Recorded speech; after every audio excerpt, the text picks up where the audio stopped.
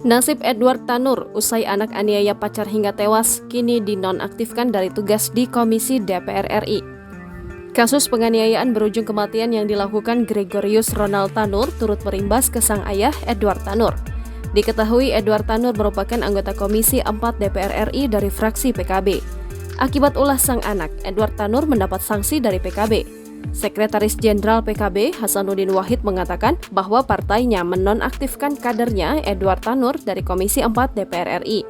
Hasanuddin melanjutkan, Edward Tanur sudah tak diperbolehkan aktif di semua komisi. Kami dari DPP PKB memutuskan sejak malam ini untuk menonaktifkan saudara Edward Tanur dari semua tugasnya di komisi. Dalam konteks ini, namanya sanksi, kami jatuhkan pencabutan dia dari anggota komisi dan besok PKB ajukan surat pencabutan dari komisinya itu di DPR, kata Hasanuddin di kawasan Kota Malang, Jawa Timur, Minggu 8 Oktober. PKB menyebut Edward Tanur dinonaktifkan agar bisa fokus menyelesaikan persoalan yang tengah dihadapi oleh anaknya, Gregorius Ronald Tanur. Sebagaimana diketahui, Gregorius Ronald Tanur diduga melakukan penganiayaan kepada DSA hingga meninggal dunia di Surabaya. Ia menegaskan bahwa PKB bakal meminta Edward Tanur untuk menghadapi kasus yang menimpa Ronald Tanur sesuai dengan ketentuan undang-undang. Hasanuddin memastikan PKB tidak akan melakukan intervensi proses hukum yang berlangsung pada Ronald Tanur. Sementara itu, saat dihubungi, Edward Tanur masih bungkam soal tindakan yang dilakukan oleh putranya.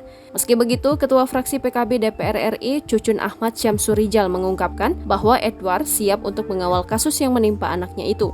Gregorius Ronald Tanur belakangan telah ditetapkan sebagai tersangka oleh Polrestabes Surabaya, Jawa Timur.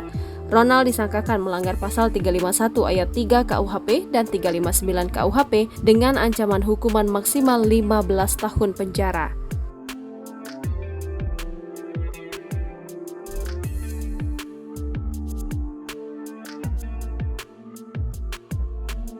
Download Tribun X sekarang, menghadirkan lokal menjadi Indonesia.